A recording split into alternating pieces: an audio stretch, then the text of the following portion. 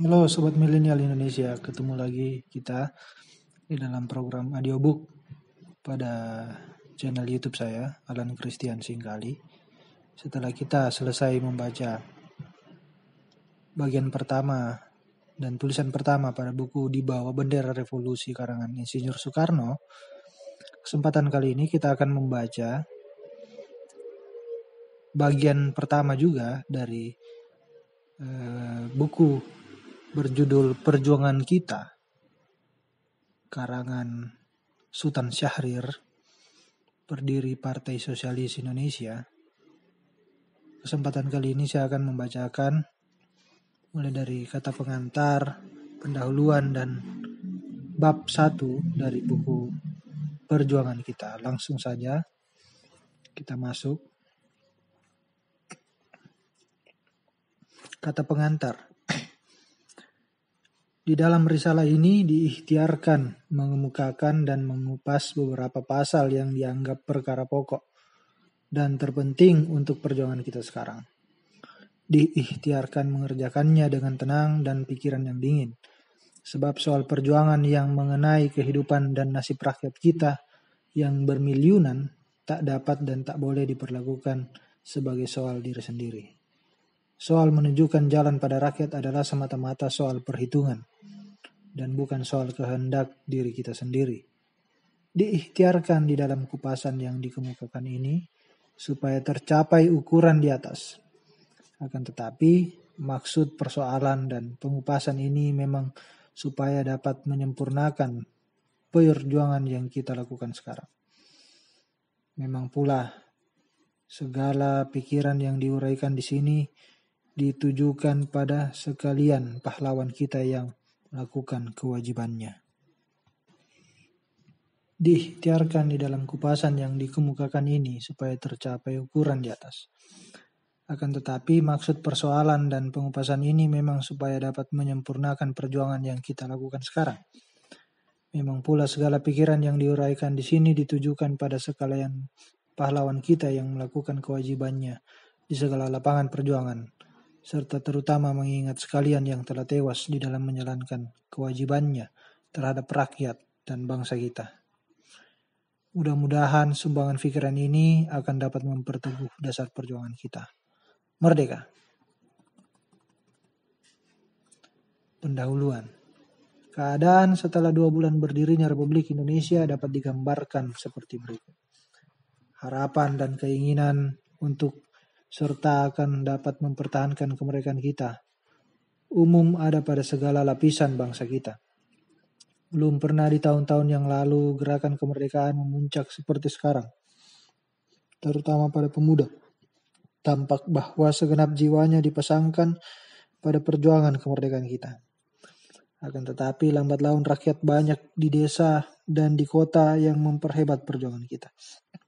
Rakyat jelata turut tergolak ke dalam gerakan kemerdekaan, didorong oleh kegelisahan yang disebabkan oleh suasana masyarakatnya. Bagi rakyat jelata nyata bahwa semboyan merdeka itu tidak saja berarti negara Indonesia yang berdaulat, pun tidak pula saja bendera merah putih baginya berarti simbol persatuan dan cita-cita bangsa dan negara. Akan tetapi terutama kemerdekaan dirinya sendiri dari sewenang-wenang, dari kelaparan dan kesengsaraan. Dan merah putih baginya terutama simbol perjuangannya itu yaitu perjuangan kerakyatan. Ucapan-ucapan kegelisahan rakyat yang kerap kali merupakan perbuatan yang kejam serta pelanggaran hak milik dengan kekerasan dapat dimengerti jika dicari sebab-sebabnya lebih dalam. Selama 3,5 tahun penjajahan Jepang, sendi-sendi masyarakat di desa diobrak-abrik serta diruntuhkan dengan kerja paksa. Dengan penculikan orang desa, dijadikan romusa jauh dari tempat tinggalnya, dijadikan serdadu dengan penyerahan hasil bumi dengan paksa, dengan penanaman hasil bumi dengan paksa, dengan sewenang-wenang yang tiada batasnya. Demikian pula di antara rakyat jelata di kota, ketidakpastian di dalam kedudukannya menyebabkan kegelisahan. Beribu-ribu orang yang sebelum Jepang datang mempunyai pencaharian sebagai kaum buruh, kehilangan mata pencahariannya. Berpuluh ribu orang-orang desa melarikan dirinya ke kota untuk meluputkan diri dari sewenang-wenang serta kelaparan yang ada di desa. Berpuluh ribu pula orang pelarian rumusa, heiho, dan kerja paksa lainnya, menambah banyaknya jiwa di kota yang tidak mempunyai pencaharian yang tentu. Segala ini menyebabkan bahwa kegelisahan di dalam masyarakat di kota terus memuncak. Bahaya segala ini akan meletus di dalam pemberontakan dan kerusuhan terus bertambah besar untuk Jepang. Setelah Jepang rubuh dan ia bersedia untuk ditawan, sehingga kekuasaan pemerintahnya menjadi lemah, bahaya akan meledaknya tenaga yang terhimpun di dalam masyarakat itu terus bertambah besar. Untuk menghindarkan bahaya itu, macam-macam muslihat Jepang yang digunakannya. Antara lain adalah diikhtiarkannya untuk mengalirkan kegelisahan orang itu terhadap golongan-golongan lagi. Kebencian yang bertambah lama, tambah besar terhadap Jepang diputarkan oleh Jepang dengan agitasi dan propagandanya. Terhadap bangsa kulit putih, orang Tionghoa, Pangreh Praja, dan selanjutnya tak dapat kita mungkiri bahwa propaganda dan agitasi Jepang itu banyak pengaruhnya dan berhasil juga baginya. Selama 3,5 tahun negeri kita dikuncinya dari luar negeri, sehingga kita tidak mengetahui keadaan di luar dan ia leluasa menjual dustanya yang menjadi dasar propagandanya. Tatkala kebencian rakyat kita terhadap Jepang telah umum dan di sana sini timbul kerusuhan, digunakannya perasaan kebangsaan kita untuk mendinginkan kepanasan terhadap dia. Dibentuknya angkatan muda untuk memperhebat agitasi kebangsaan, supaya dapat menghindarkan bahaya sosial yang mengancamnya. Agitasi kebangsaan itu memang memuaskan untuk pemuda-pemuda serta kaum terpelajar kita yang berada di dalam kegelisahan dan kebimbangan. Pada umumnya adalah gerakan rahasia Jepang seperti naga hitam, kipas hitam, dan lain-lain buat kolonel kelima Jepang. Buatan Kenpetai, Kaigun, dan lain-lain. Sangat menunjukkan kegiatannya terhadap pemuda-pemuda kita dan memang ada juga dapat mempengaruhi jiwanya. Meskipun kerap kali pada lahirnya, umum pemuda kita membenci Jepang. Dengan tidak sadar, biasanya jiwanya terpengaruh juga oleh propaganda Jepang itu. Dan tingkah lakunya hingga cara pikir adalah kerap kali menyontoh Jepang. Kegiatan jiwanya terutama terlihat sebagai kebencian terhadap bangsa-bangsa asing, yaitu sebenarnya yang ditunjukkan oleh Jepang untuk dimusuhi. Bangsa sekutu, bangsa Belanda, bangsa Indo, bangsa kita sendiri, Ambon, Manado, kedua-duanya bangsa kita sendiri. Tionghoa, Pangreh Praja. Maksudnya tak lain, seluruh dunia boleh dibenci asalkan jangan membenci Jepang. Demikian keadaan sebelum pernyataan Indonesia Merdeka. Demikian pula bahan-bahan untuk mendirikan perumahan Indonesia Merdeka. Tatkala negara Indonesia Merdeka didirikan, rata-rata orang yang mengemudikannya adalah bekas pegawai dan pembantu Jepang. Hal ini menjadi halangan untuk membersihkan masyarakat kita dari penyakit Jepang yang berbahaya untuk jiwa pemuda kita itu. Pendidikan politik yang di waktu zaman jajahan Belanda telah begitu tipis, di dalam zaman Jepang sama sekali tidak ada. Jiwa pemuda dibentuk untuk dapat menerima perintah saja, untuk tunduk dan mendewa-dewakan seperti orang Jepang tunduk pada Tenno dan mendewa-dewakannya. Demikian pula pemuda kita hanya diajar tunduk pada pemimpin dan mendewa-dewakannya. Tidak diajar dan tidak cakap bertindak dengan bertanggung jawab sendiri. Keadaan revolusioner yang harus berdasar pada pengetahuan kemasyarakatan tipis benar. Oleh karena itu, kecakapannya untuk menyusun dan mempergunakan kemungkinan yang ada di dalam masyarakat sangat kecil. Oleh karena itu pula, maka senjata dan alat perjuangan yang seharusnya dapat dibentuk dari tenaga yang terhimpun dalam masyarakat sebagai kebencian terhadap penindasan dan pemerasan Jepang tidak terbentuk. Segala kegelisahan yang ada di dalam masyarakat dijuruskan oleh pemuda-pemuda kita pada kebencian terhadap bangsa-bangsa asing yang hidup di dalam negeri kita. Pada berbaris-baris dengan tombak yang sekarang juga menjalar menjadi pembunuhan dan perampokan, serta rupa-rupa kegiatan lain lagi. Yang ditilik dengan kacamata perjuangan kemasyarakatan tidak berarti atau adalah reaksioner. Seperti tiap-tiap tindakan fasistis itu selamanya reaksioner. Terlambatnya datang bala tentara sekutu untuk menggantikan bala tentara Jepang yang tak berkemauan lagi untuk memerintah. Sebenarnya memberikan kesempatan yang baik bagi pemerintah negara Republik Indonesia untuk menyusun kekuasaan Republik Indonesia. Akan tetapi hal ini tiada tercapai seperti seharusnya. Sebabnya yang pertama ialah yang mengendalikan pemerintahan negara Republik Indonesia bukan orang yang berjiwa kuat. Kebanyakan dari mereka terlalu biasa membungkuk serta berlari untuk Jepang atau Belanda. Jiwanya yang bimbang dan nyata tidak sanggup bertindak dan bertanggung jawab. Sebab yang kedua adalah bahwa banyak antara mereka merasa berhutang budi kepada Jepang yang mengerniakan persediaan Indonesia merdeka pada mereka. Akhirnya dianggapnya bahwa ia menjadi pemerintah. Ialah oleh karena bekerja bersama dengan Jepang. Oleh karena itu, maka sesudah kekuasaan Jepang menjadi lemah dan kemudian runtuh serta pula belum digantikan oleh kekuasaan militer sekutu, tidak pula negara Republik Indonesia dapat mendirikan kekuasaan bangsa kita sendiri sehingga berupa dan bangsa yang tak berpemerintah. Sedangkan rakyat yang gelisah belum mendapatkan didikan dan belum mempunyai pengetahuan tentang menyelesaikan soal kemasyarakatan berhubung dengan pemerintahan. Maka timbullah kekacauan yang menjalar terus. Di dalam keadaan begini, agitasi kebangsaan berakibat rupa-rupa yang tiada dikehendaki atau dikuasai oleh orang yang membuat agitasi. Pembunuhan bangsa asing serta perampokan yang jika kita tilik keadaan rakyat dapat dimengerti, tidak urung pula menyatakan kelemahan pemerintah Republik Indonesia yang belum dapat merasakan dirinya sebagai pemerintah yang dipandang dan dihormati oleh rakyatnya. Pemuda-pemuda kita yang berikhtiar mempergunakan kegelisahan rakyat itu tiada pula mempunyai syarat-syarat yang perlu untuk dapat memimpin rakyat di dalam perjuangan yang seharusnya dilakukan.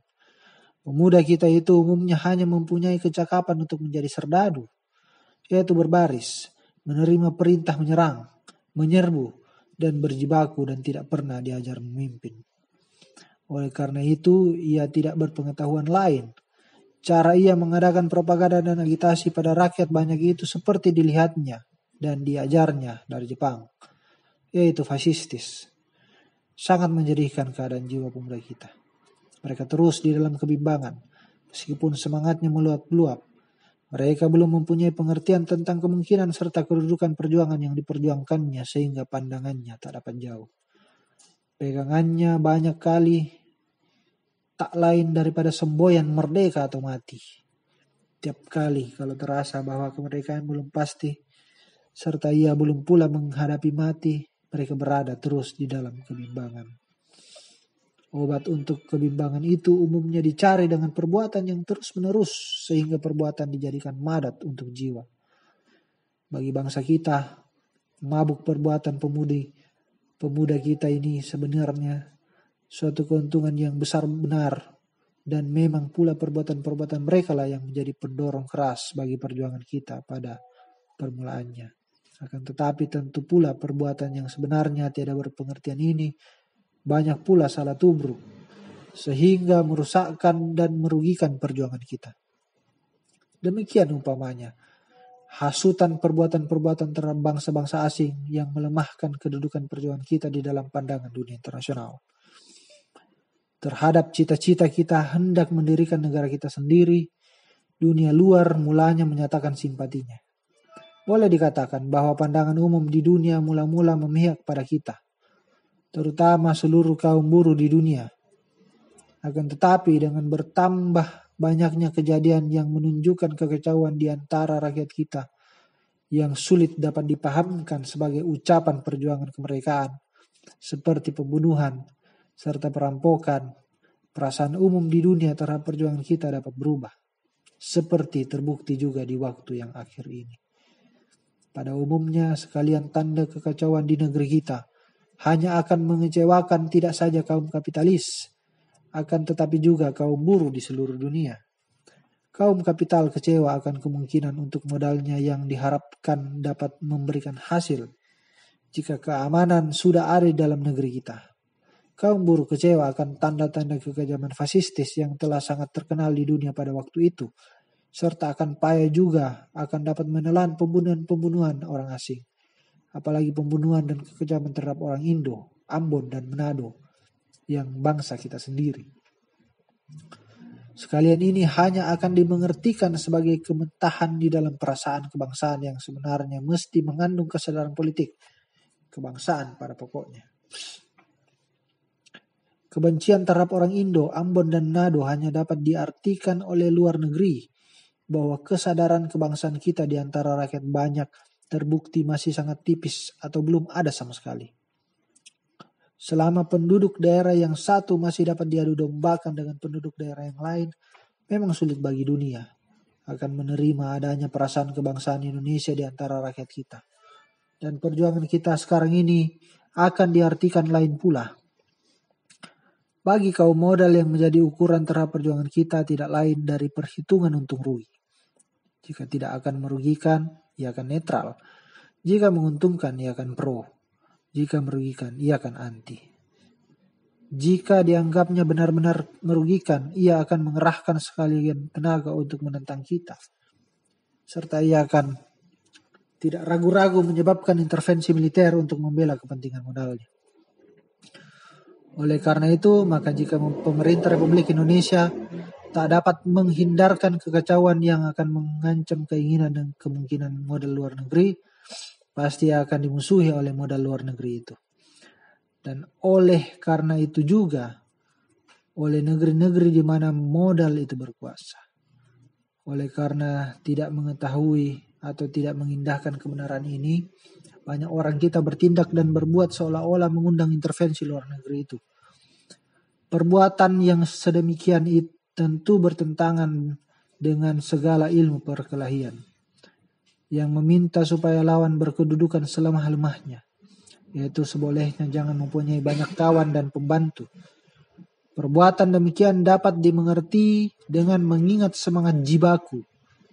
Terus-menerus kita harus awas terhadap bahaya akan masih dapat menjadi korban didikan atau propaganda Jepang. Setelah meninjau dan menyatakan dengan terus terang apa yang dianggap sebagai kekurangan dan kelemahan perjuangan kemerdekaan kita sekarang ini, boleh kita mengambil kesimpulan bahwa sekalian kekacauan dan kebimbangan pada waktu ini memang sebagian besar tidak dapat dihindarkan. Akan tetapi pasti dapat pula kita tetapkan bahwa jika pengertian serta perhitungan benar ada pada pemimpin perjuangan tentang keadaan serta kemungkinan politik luar negeri dan dalam negeri, hasil yang didapat akan lebih banyak serta kekacauan dan kebimbangan pun tidak sebesar sekarang ini. Untuk menyumbang keperluan pada penerangan dan pengertian ini akan dikemukakan di sini di dalam beberapa bab, beberapa kenyataan politik yang seharusnya dijadikan dasar di dalam perhitungan kita, supaya dapat menentukan arah dan langkah di dalam perjuangan terhadap luar dan juga dalam negeri. Bab pertama, keadaan sehabis Perang Dunia Kedua. Kesudahan peperangan dunia kedua meninggalkan di dunia 3 kekuasaan militer dan ekonomi yang menentukan segala-galanya, yaitu Amerika Serikat, Inggris, dan Soviet Ruslan. Susunan internasional yang menggabungkan negeri-negeri yang terbanyak di dunia dipimpin dan dikuasai oleh mereka. Sekalian negeri lain sebagai perubahan kekuasaan yang terakhir ini kehilangan kedaulatannya yang dahulu juga sudah sangat terbatas. Sistem politik Soviet Ruslan berdiri teguh atas dasar-dasar sistem ekonomi sosialistis yang telah melalui ujian yang seberat-beratnya di dalam beberapa tahun yang lalu dan pada pokoknya tidak begitu tergantung pada keadaan ekonomi atau politik dunia di luar Soviet Ruslan. Amerika Serikat dan Inggris sebaliknya memerlukan seluruh dunia untuk lapang kehidupan ekonominya yang kapitalistis dan imperialistis. Peperangan dunia yang kedua yang telah menghancurkan kekayaan benda dunia seharga beribu-ribu juta rupiah pada umumnya telah memiskinkan seluruh dunia selain Amerika Serikat. Alat-alat penghasilan malah kerap kali hancur dan tak dapat dipergunakan lagi. Manusia pun banyak kurang untuk dijadikan tenaga pekerja, serta apa yang ada kurang tenaganya oleh kelaparan dan kesakitan. Ini semuanya menyebabkan bahwa dunia kapitalis lemah dan belum dapat diketahui bagaimana caranya kapitalisme ini akan mendapat cukup kekuatan untuk melanjutkan kehidupan yang sehat. Kerubuhan ekonomis di bagian terbesar di dunia ini merupakan dirinya juga sebagai kekacauan serta pertentangan-pertentangan politik yang tajam. Desakan dari pihak kaum buruh untuk merubah sendi-sendi masyarakat kapitalis dan menjadi masyarakat sosialistis bertambah deras. Sebaliknya, pihak yang berpegang pada sistem lama meskipun terdesak mencari segala jalan untuk memperkuat kedudukannya dengan niat menyempurnakan sistem kapitalisme dan imperialisme. Jadi kita menghadapi juga suatu macam imperialisme baru. Kita hidup sekarang di dalam zaman yang menentukan sistem mana yang akan meluas dan akhirnya menentukan nasib kemanusiaan, yaitu kapitalisme atau sosialisme. Perlombaan dan pertarungan dua aliran dan kekuatan ini akan membuat pertarungan politik dunia terus-menerus. Kita akan mengalami krisis politik terus-menerus. Mungkin di dalam depresi ekonomi terus untuk sementara dengan kemungkinan pada pertarungan-pertarungan dan mungkin juga peperangan-peperangan baru dunia.